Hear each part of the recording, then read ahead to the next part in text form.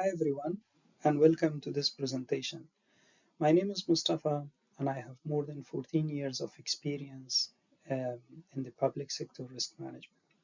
In this presentation, I'll discuss why risk management matters, the value it brings to organizations, the leading global organizations that have shaped risk management practices, and based on my experience, the common challenges organizations face and practical approaches to overcome them. Whether you are a risk professional, a manager, a student, or simply interested in risk management and organizational governance, I hope you will find this presentation informative, practical, and valuable. Let's get started. Before we discuss standards or challenges, it's important to understand why risk management matters. I'd like to begin with Kidlin's law, which says if you can write down the problem clearly, the matter is half solved.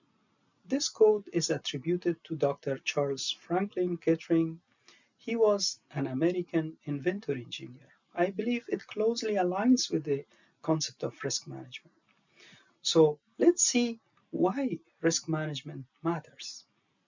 First, effective risk management improves decision making and strengthens organizational resilience. When leaders understand the risks that they face, they can make better informed decisions and respond more effectively to unexpected events. Second, it provides legal and financial protection. By early identifying compliance obligations and financial risks, organizations can reduce unnecessary losses and use their resources more efficiently. Third, risk management supports confident and sustainable growth. Organizations are able to pursue opportunities with greater confidence because they understand both the potential benefits and the associated risks. Fourth, it promotes accountability and a strong risk aware culture.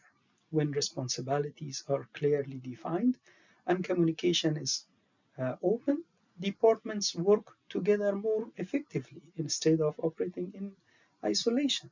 Finally, effective risk management reduces operational chaos. Instead of constantly reacting to problems, organizations can anticipate issues, strengthen their controls, and focus more on achieving their objectives. In short, risk management is not about avoiding risks altogether.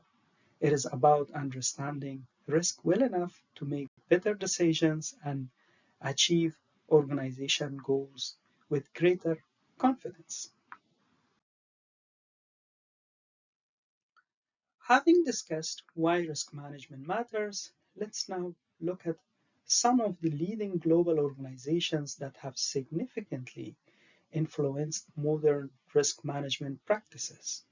It's worth noting that some of these organizations develop international standards, others publish frameworks, guidance, and research that organizations around the world use to strengthen their risk management capabilities. Let's start with the ISO, which published ISO 31000 standard, one of the world's widely recognized international standards for risk management. It provides principles and guidelines that can be applied to organizations of all sizes, sectors, and industries.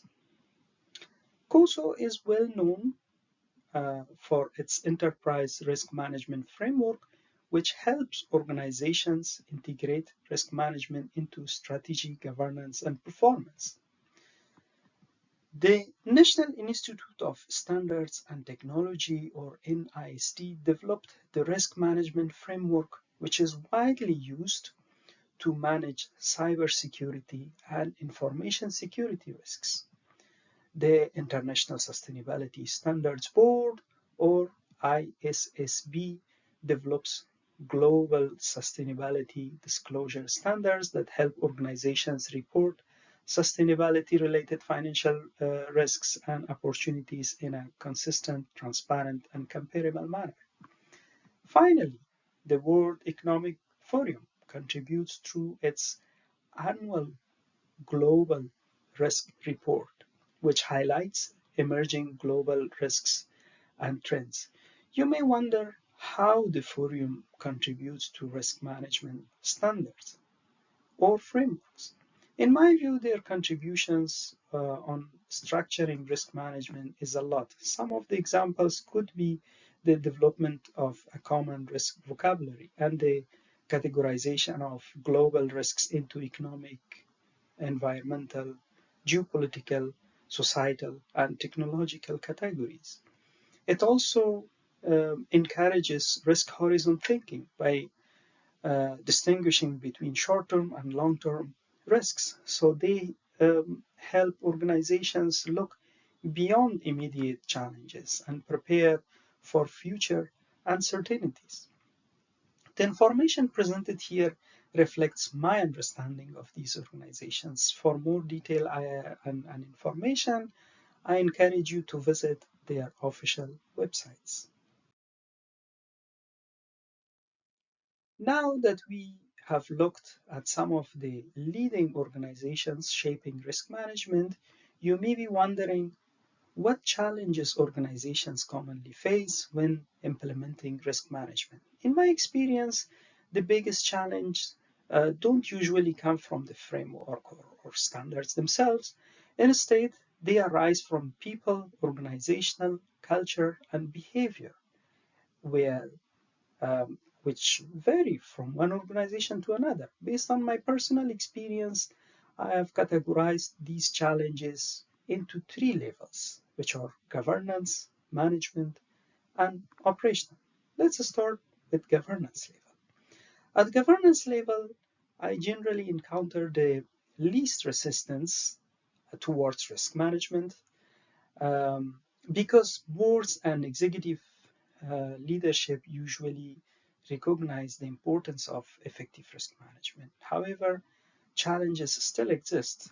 One of the challenges is strategic blindness, where risk management is viewed primarily as a compliance requirement or a cost center rather than a strategic enabler. Another challenge is short-term focus, where immediate financial or operational results receive greater attention than long-term resilience and sustainable success. Finally, there may be a risk appetite disconnect, where ambitious strategic objectives are approved without aligning the organization's risk appetite, available resources, or internal controls. So the next level is the management level, which is middle and senior management, where resistance often becomes more noticeable than the governance level.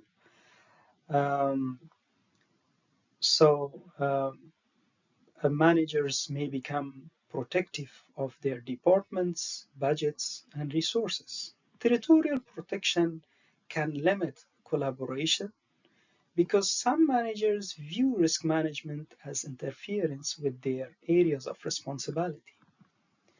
Resource defensiveness occurs when managers are reluctant to allocate staff time, budget, or equipment to risk management activities, believing that doing so may reduce their operational capacity or affect the achievement of departmental targets.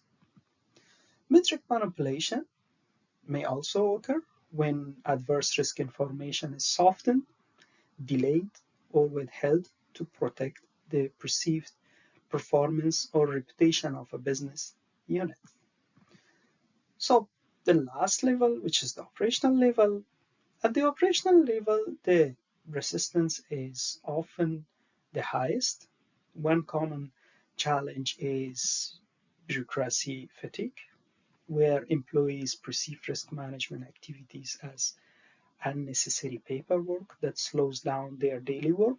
Another is fear of blame, where staff hesitate to speak openly during risk assessments or report incidents because they fear criticism, disciplinary action, or negative performance evaluation. Although risk management is not harming any of these uh, matters. Finally, lack of training can prevent employees from fully understanding the purpose of risk management, its importance, and how it supports their day-to-day responsibilities. From my experience, these challenges are completely normal. Every organization experiences them to some extent, although the nature and intensity of the challenges may vary depending on the organization's culture, leadership, and level of risk management maturity.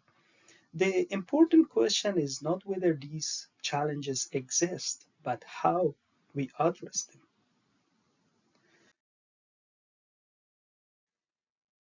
So, if you want to see solution for these challenges, please watch my next video.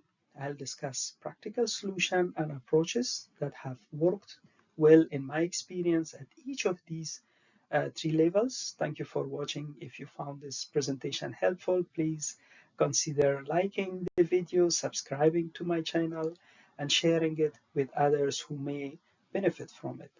I look forward to seeing you in the next video. Stay tuned. Thank you.